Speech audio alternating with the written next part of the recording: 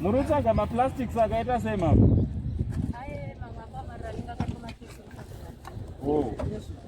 Mogara kupi? Pixcom. Oh, mune muchizomaita sei? Oh, kuvanenge vachienda nawo kuHarare. Zvoti chero ndikatokupai mamwe akawanda ndinoenda togona. Chokwadi akaita sei maplastics acho? One manhenga. Oh, samonzi gobani. Gogopiri. All right, pakanaka. Manje inini handisuda mukatengesa maplastics munobva maita sei?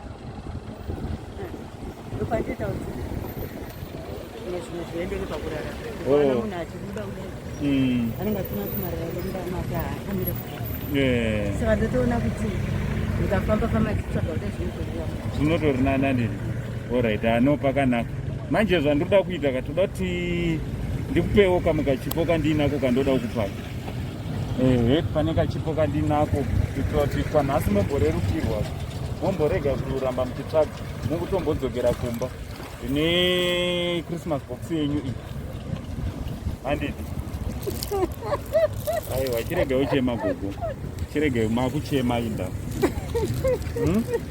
Nhasi ne Christmas box yenyu iyi. Handiti? Chiregai uchema.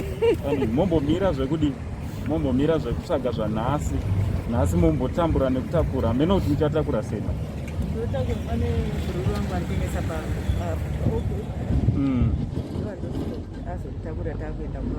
Handiti? Saka mune chikafu chese, mune zvese zvamungada kushandisa zviri. Aiwa, tinotenda. So chiregai kuramba muchibva, nhasi kumbomira hamba renyu ndirori, chitakurai hamba renyu. Marakuitire zvakanaka vanangu.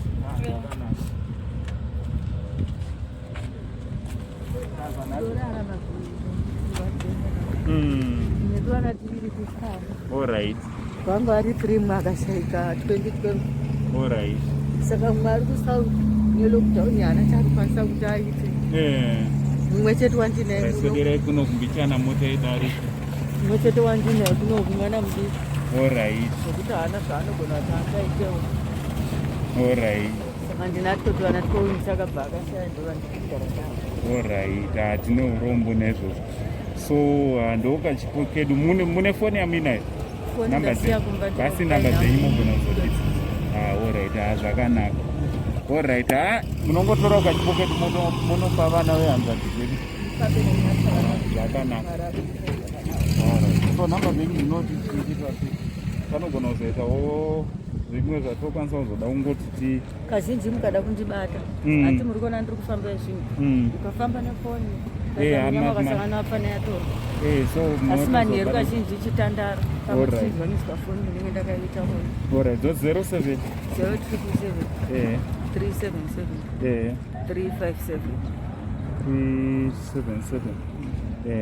357 alright. Ndigogo 077 377 357. Alright. Ndigogo piri. Alright. Saka tokubata iko.